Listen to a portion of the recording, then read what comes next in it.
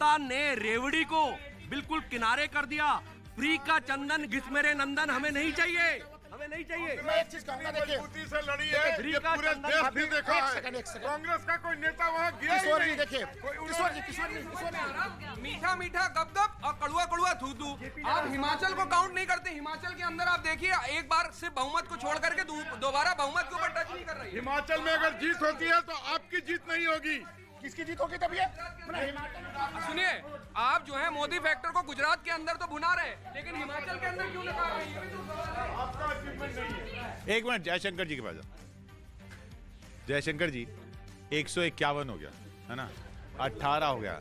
अब इसमें क्या लॉजिक ढूंढना कि साहब कांग्रेस लड़ी नहीं इसलिए ऐसा हो गया, कांग्रेस ने ये कर दिया, आम आदमी पार्टी ने वोट काट दिया और मोदी जी को खुद जाना पड़ा। 151 होता है, ये तो स्वीकार करना ही पड़ेगा ना। बिल्कुल, हमने कहा था ना कि 150 का आंकड़ा पार करते हुए दिखाई दे रहा है, जो हिस्ट्री क्रिएट होती हुई दिख रही है, और कांग्रेस अपने हिस्टोरिकल लोग की तरफ जा रही है, इसमें कहीं दो राय नहीं है। अब सवाल वही है कि कांग्रेस ने जो सीखना नहीं पर ये इसमें ये कांग्रेस की वजह से 151 हो गया, या उनका भी अपना कुछ तो कंट्रीब्यूशन होगा ना बीजेपी का? बीजेपी का अपना कंट्रीब्यूशन है भाई, 27 सालों से सरकार में है, लेकिन उसके बावजूद आप देखो, हमको यूपी से भी भेजना पड़ा, आदित्यनाथ भी गए वहाँ, आदित्यनाथ गए। देखिए किशोर जी, जितने भी इस तरीके की बातें हो रही है, हमारे देसी भाषा में एक कहावत है कि जिसको खड़ा नहीं दिखता उसको पड़ा क्या दिखेगा। अब अगर ये रिजल्ट देख करके भी अगर ऐसी बातें होती कि ये हो गया वो हो गया, यहाँ पे भी अगर सात्विकता नजर नहीं आती है तो फिर उसका तो भगवान ही मालिक है ना। एक मिनट शांतनु जी। किशोर जी, अब ये बात बिल्कुल साफ है कि कांग्रेस देश की सबसे बड़ी रीजनल पार्टी बन चुकी है, और दूसरा, हम 2014 से पहले स्टूडियो में हर हार को एंटी इनकम्बेंसी बोल के जस्टिफाई कर देते थे। अब प्रो इनकम्बेंसी पे चुनाव लड़े जा रहे हैं, ना कि एंटी इनकम्बेंसी। अच्छा, हिमाचल में एंटी इनकम्बेंसी थी, लेकिन फिर भी देखिए, आप बुरी हार नहीं होती है। देखिए, इसको कहते हैं बुरी हार। ये ठीक है, आप 3-4 सीटें, छोटी सीटें हिमाचल में वैसी 2-3 हज़ार से वोट जीतते हैं, और मेरे ख्याल से जब खत्म होगा, लेकिन अभी भी भाजपा को बहुत बुरा चुनाव नहीं हार रही है। वो हो सकता है वोट शेयर ज्यादा हुआ। एक मिनट ऋषि जी, हिमाचल में मैं बीजेपी की बात कर रहा हूँ, मैं ये समझ लीजिए, ये रुझान जो है नतीजों में तब्दील हो जाते हैं, ये क्रेडिटेबल परफॉर्मेंस नहीं है। नहीं, आप नो डाउट फाइट, बीजेपी बड़ी पार्टी है, आरएसएस का बैकबोन है, नरेंद्र मोदी जैसा लोकप्रिय चेहरा है, उसके बावजूद भी आप हिमाचल में सरकार नहीं बना पा रहे हैं, तो कहीं ना कहीं आप ये साबित करता है कि आपका स्टेट लीडरशिप जो है वो बिल्कुल वहाँ पे। मेरा सवाल ये क्रेडिटेबल परफॉर्मेंस नहीं है। ये धरतीपुत्र नरेंद्र मोदी जैसा चेहरा था, वहाँ भी आप बता दीजिए, भूपेंद्र पटेल जो है सीएम है, कितने रैली कहाँ किए, ये बता दे। मैं आज अभी डिबेट छोड़ दूंगा, नहीं बता पाएंगे।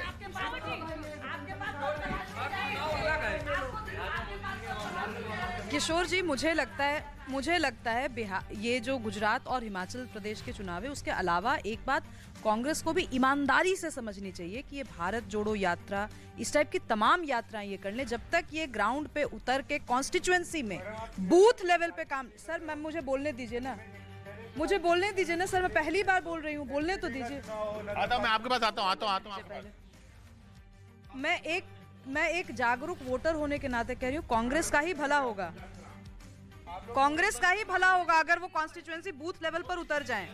नहीं, जहाँ साहब कह रहे हैं कि ये एक चेहरे पे लड़ रहे हो इसलिए ऐसा हो रहा है। अच्छा, क्यों नहीं लड़ेंगे एक चेहरे पे, अगर चेहरे से वोट मिल रहा है? अभी यहाँ पे कुछ लोग कह रहे हैं कि मास्क लगा दो, ज्यादा बोलते। अरे भाजपा यही कर रही है, आम आदमी को मुंह बंद कर रही है। लेकिन जीत रही है ना? नहीं, जीत नहीं रही है। कहाँ जीत रही है? देखिए कहाँ जीत रही है? गुजरात की बात है, क्योंकि वो मोदी जी कहते हैं मैं गुजरात का बेटा हूँ, तो गुजरात की जनता कहती है। बाकी आपके भी नेता है ना वहाँ पे, वो सारे गुजरात के बेटे ही हैं। गुजरात के अलावा हिमाचल में आप हार गए, दिल्ली में आप हार गए, बात क्या करते? तो वही मैं कह रहा हूँ, नरेंद्र मोदी जी के लिए शर्म की बात है।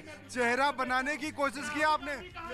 मुझे तो ये किशोर जी, कोई देश का बापू हो गया, कोई देश का चाचा हो गया, अगर कोई बेटा अपने आप को बोल रहा है उसमें भी आपत्ति है इनको। किशोर जी, मुझे इस माहौल को देख के 2 लाइनें याद आ रही हैं। अभी जब चुनाव के नतीजे खुलेंगे तो मेरे कांग्रेसी बंधु बहुत कुछ कहेंगे। कांग्रेस, तुम राजवंश की शहजादी, कांग्रेस तुम राजवंश की शहजादी में देश का चौकीदार प्रिय। अभी कुछ देर में तुम ईवीएम को कोसेगे, अभी थोड़ी देर में तुम ईवीएम को कोसोगे, लेकिन बनेगी मोदी सरकार प्रिय। राहुल गांधी को किसका बेटा बोला जाए? नरेंद्र मोदी को गुजरात का बेटा बोला गया। अरे चुनाव हो गए, चुनाव हो गए। अच्छा चुनाव तो हो गए भाई साहब। एक मिनट। देश का बेटा बनने के बाद लोगों ने उनको उस स्टेट का बेटा भी माना। ये कनेक्टिविटी कहलाती है। माना कि हाँ मैं इस स्टेट का बेटा हूँ। एक मिनट, मैं प्रशांत के पास जा रहा हूँ। प्रशांत, क्या खबर?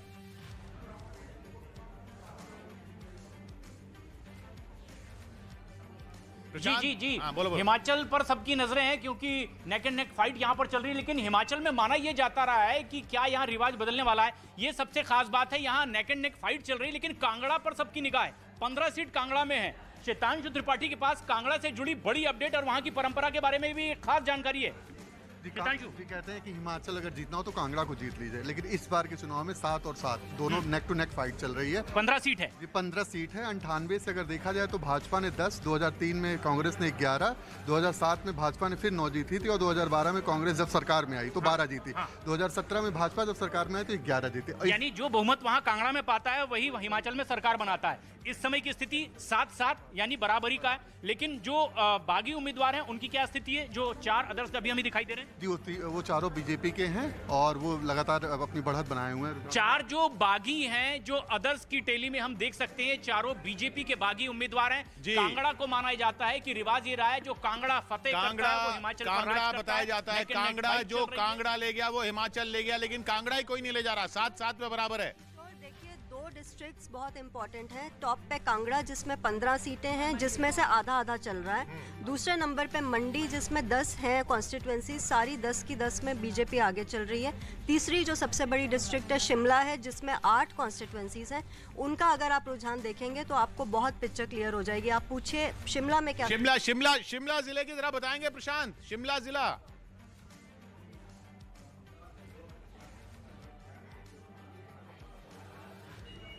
बिल्कुल शिमला से भी अपडेट आ रही है।